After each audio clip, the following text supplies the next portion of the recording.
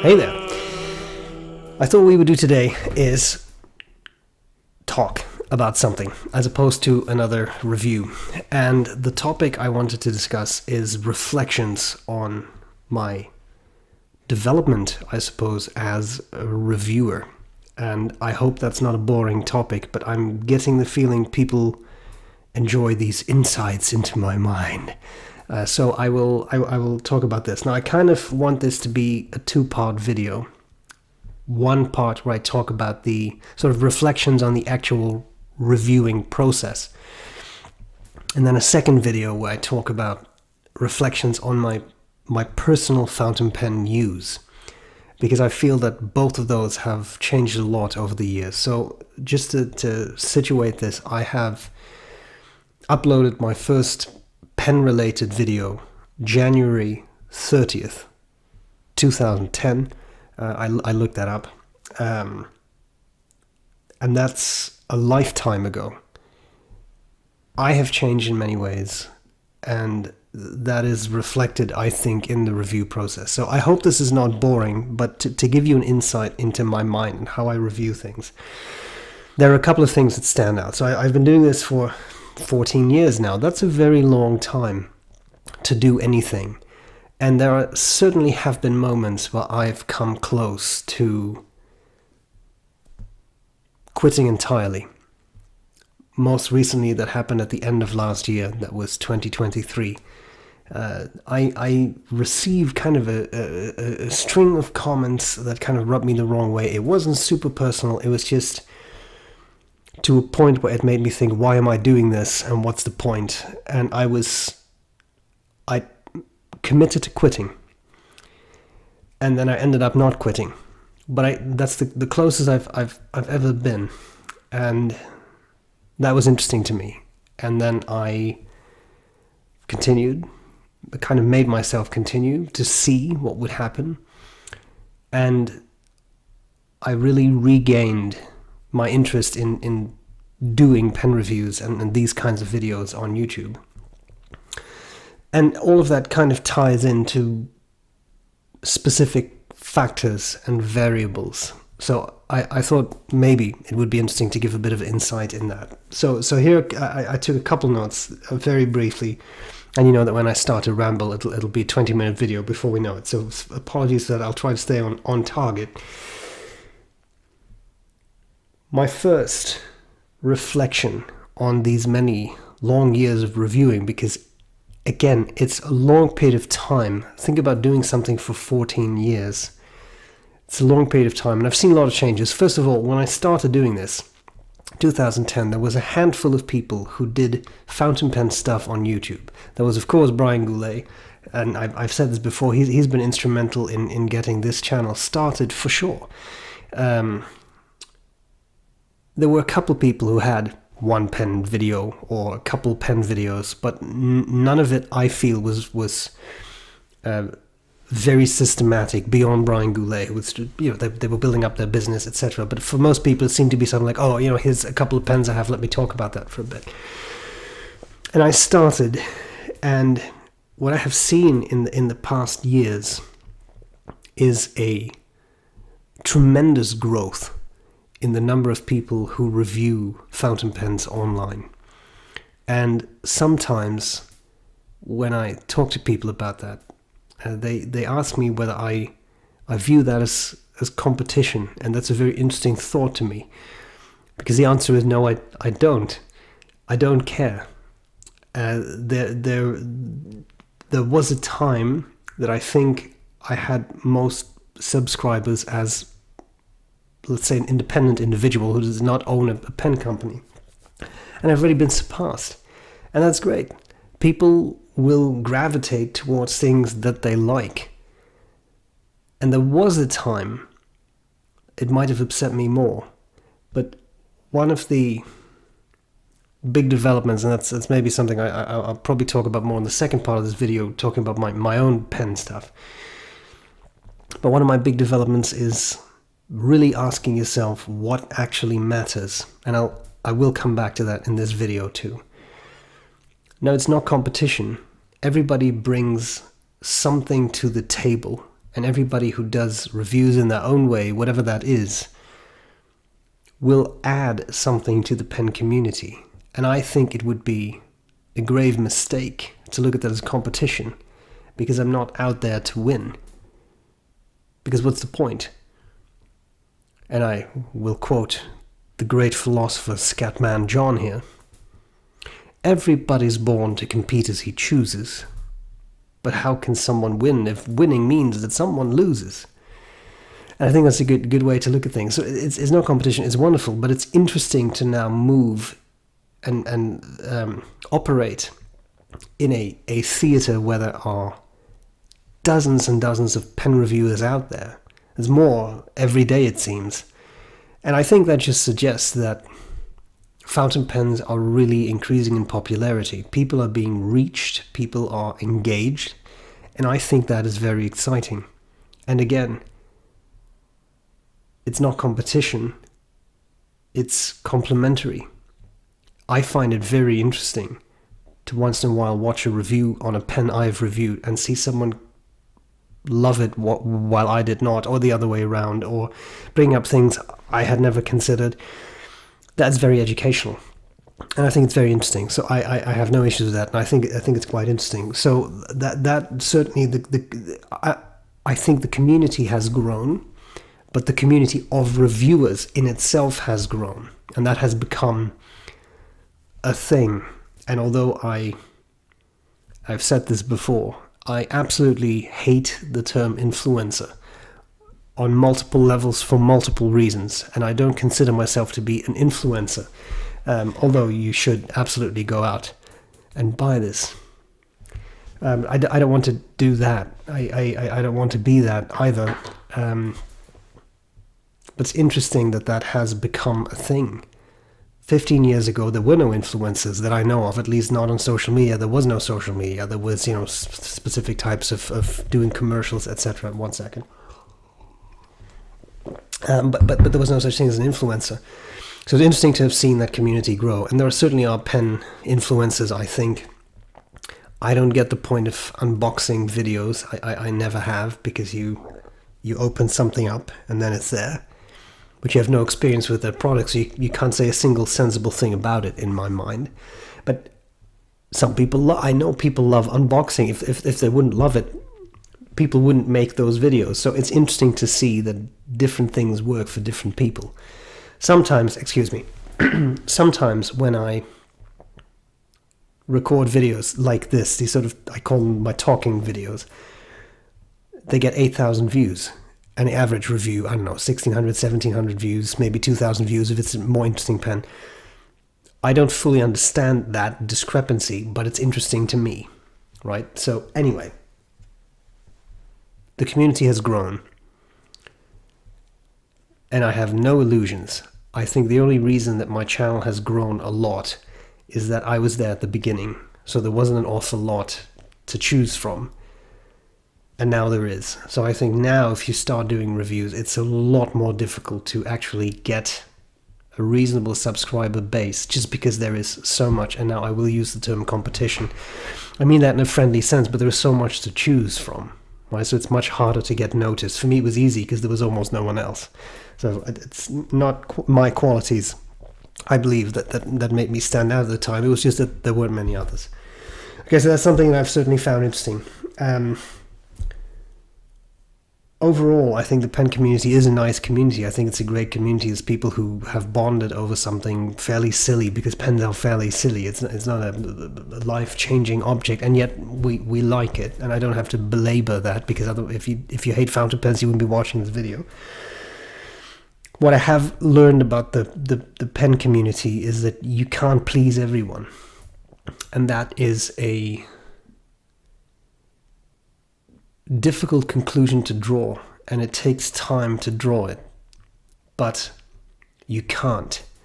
And I found this out in multiple different ways. I'm using a microphone now. By the way, a pen person sent me this because she retired. She didn't need it anymore. So I mean, perks of the job, innit? But I mean, that shows that it's a very kind and caring community, right? That something like that happens.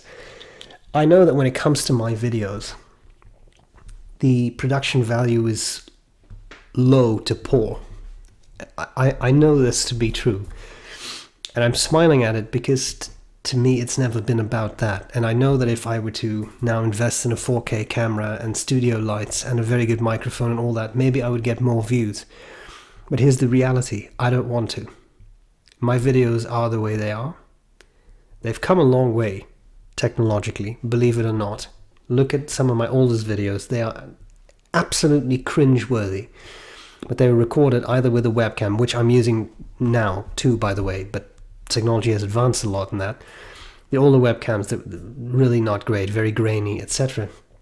The sound was not good. I used, for writing samples, I used an actual digital camera, when we used to call them digital cameras, right? The little sort of point and shoot camera on a tiny little tripod that I would point down.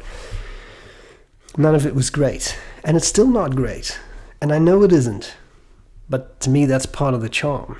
When I record a video, I want to be authentic in the way you see me, and to me that means the videos are single takes.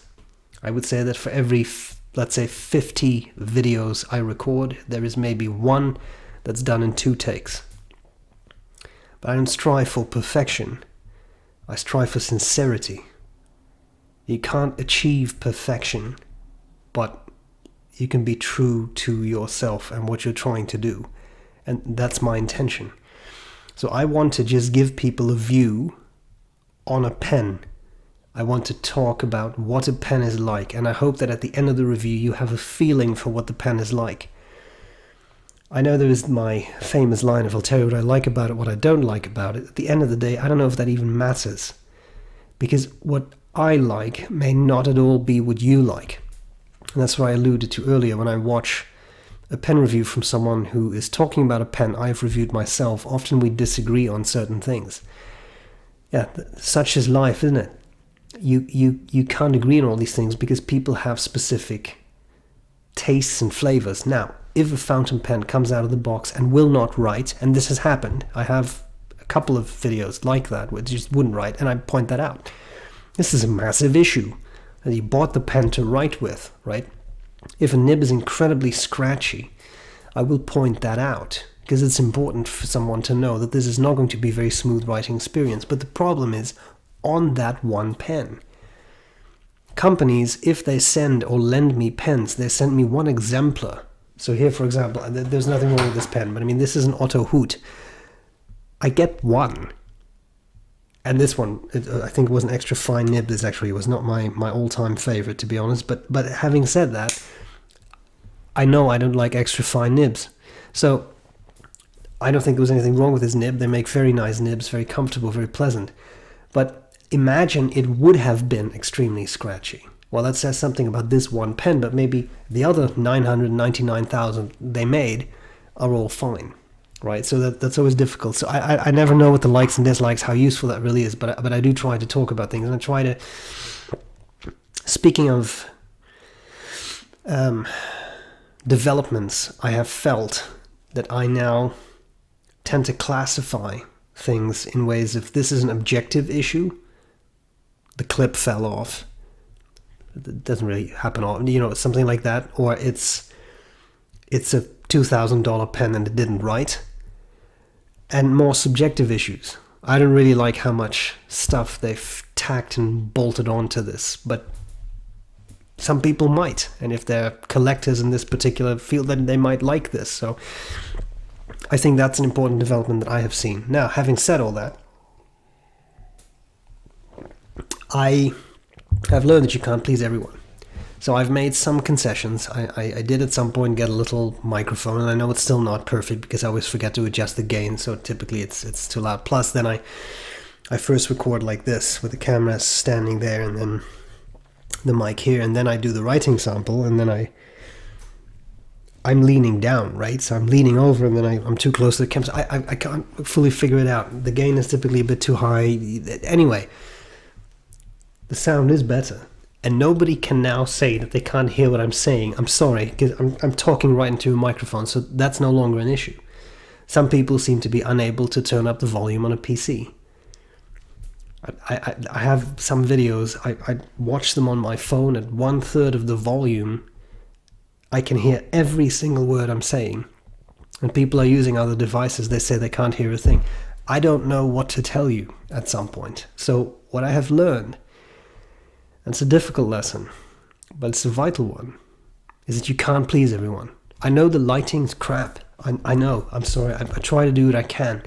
I'm not going to buy a $2,000 studio light. I'm not going to. I'm sorry. Again, it's a matter of, I want to talk about this pen. I want to try and give you a sincere overview, but that's it. And that's what you get. And if you love it, great. If you don't, unsubscribe. Subscribe to another person whose style you like better. As I said, there now is that option. There are two more points that I wanted to make. One is that I have found that I have become less harsh. Not less critical, but less harsh. And that may, some people I know are going to argue that, because I don't think I've ever been particularly unpleasant about pens. And I know there are people who are much harsher critics out there. But here's my why to that. I've used this expression before, and I will use it again. To me, a reviewer is like a person who goes to a birthday party, does not bring a gift, but does criticize the gifts that all other people have brought to that party. I don't make pens. I can't operate a lathe. I can't do any of these things. But I do criticize the work of others. Now, this example I've given before too, but I think it really illustrates the point. I like cooking. I watch food programs. At some point I saw an interview with a food critic from the Netherlands. He was asked whether he likes his job. He goes to restaurants and he writes about them in a newspaper. And he said, no, I hate it.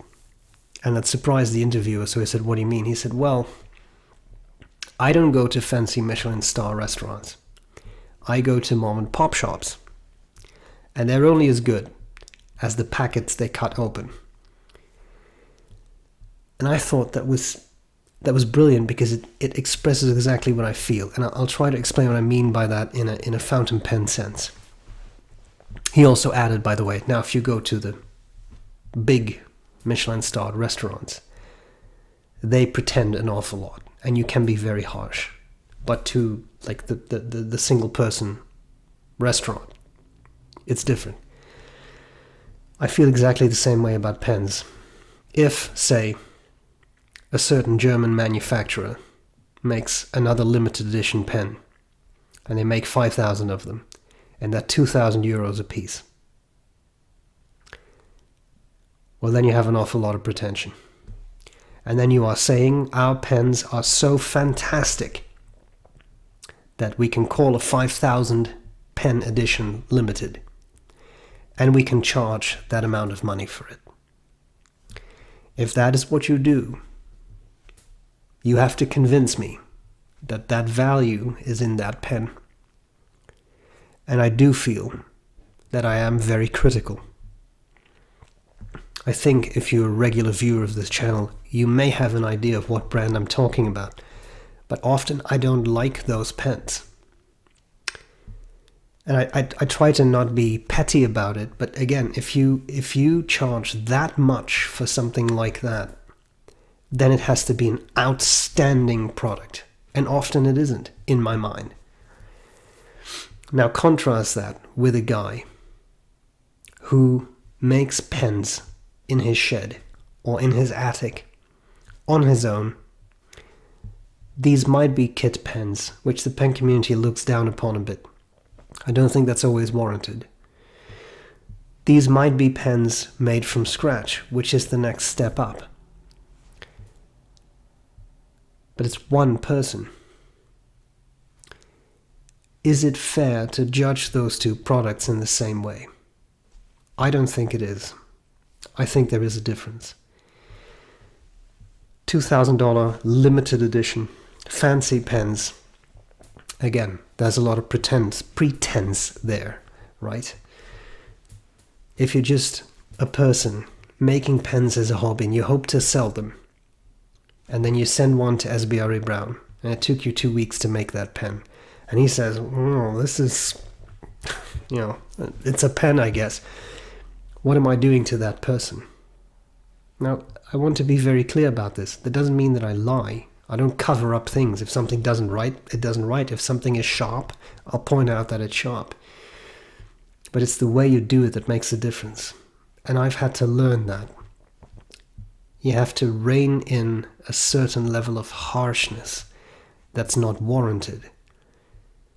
It's difficult to manifest compassion. Look at the world. It's difficult to do that. But if you do, you become a better person. And I feel that with fountain pen reviews, silly as they may be, very niche, very irrelevant, really, because at the end of the day, who cares?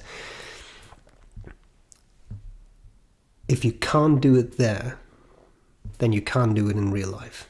If you can't be compassionate about a product that you're sent, you can't do it in real life. And I've had to learn that, and I've made mistakes in that. And I feel there have been situations where I've been too harsh. So that's something I have learned. And again, that's not the same as not being critical. It's not the same as not pointing out certain things. But it's the way in which you do it. And that's something that I've really had to learn. The final point I will make, because I've already kept you here too long, I'm sorry. The final point I will make is that in my review process, I feel that I have refocused on what matters. There are certain axioms that you see in a lot of pen users. For example, a pen should be a piston filler. Or at a certain price, it should be a piston filler. At a certain price, it should have a gold nib. Well, that one I kind of see. I just reviewed a pen from Italy. It's almost 500 euros, and it has a steel Jowo nib. I think that pen should have had a gold nib. Should it be a piston filler? That happened to be a piston filler, but not necessarily, I feel. A nib should be engraved and not laser engraved. I have said many of these things in the past too. And I don't know if that's because I kind of went along with what others were saying, or if I actually felt that. Probably a little bit of both. But what matters to me now is I continuously ask myself, does this really matter? Well, if someone charges 500 euros for a pen, I think it should have a gold nib. It's hard to defend a steel nib at that price. But let's talk for just a second about laser engraved nibs. I do believe that an actually engraved nib looks better than a laser engraved nib. But is it worth pointing out? Put things in perspective. In a world where, let's just say a random thing, women's rights seem to be systematically eroded, does it really matter that the nib was laser engraved? I'm not trying to make this political, I'm really not, but look at the grand scheme of things. Look at everything that's going on in the world. I don't think that's the worst thing that can happen. We're talking about a fountain pen. It's kind of a first world problem, isn't it? I also prefer, again, a nib that is actually engraved, but I don't think that matters so much. I've had conversations online with people who said, piston fillers are great, but I have arthritis. I can't clean a piston filler effectively. But a cartridge converter filler makes that a lot easier. I can do other things. For example, get one of those big bulb syringes, put it in the section, and you squeeze water through. It's easier for me. And that makes a lot of sense to me. Now again, you can't please everyone. I get that. But there are certain things that I used to accept as a given There should be a piston filler, should be this kind of filling system, should not be cartridge converter at this price. But you also have to look at benefits for certain people. Some people will always prefer a cartridge converter. They're easier to clean in some ways than a piston filler that you cannot disassemble. And again, you can't please everyone, but I do think you should consider the assumptions that you make about a product. And that's something that has taken me multiple years as well. Some pens work very well as a piston filler.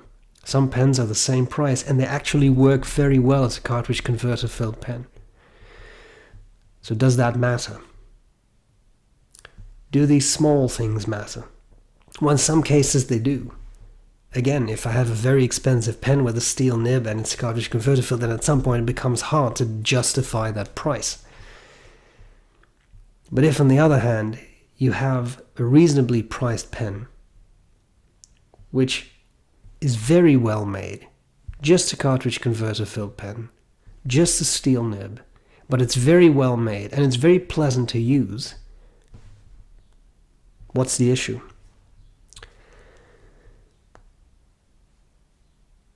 That's it.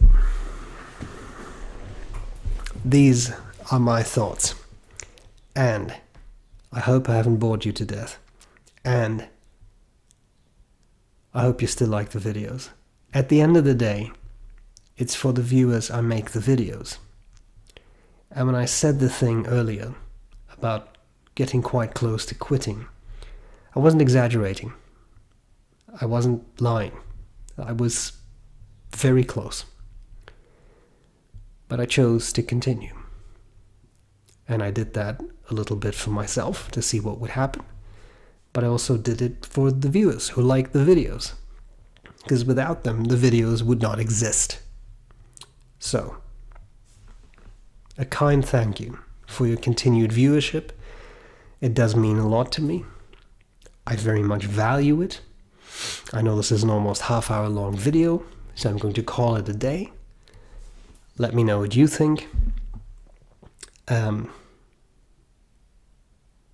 I appreciate the viewership. I always enjoy seeing the comments. Final thing I'll say is I have chosen to not really interact with comments anymore unless a very specific question is asked that I can answer. That's self-preservation. And that's something that I've also had to do to make this bearable for me. For time reasons, for emotional reasons. That's just the way it is. But there we are. I still look at comments. I still like seeing them. That's it. I hope this was interesting. And I will gladly see you later. Bye.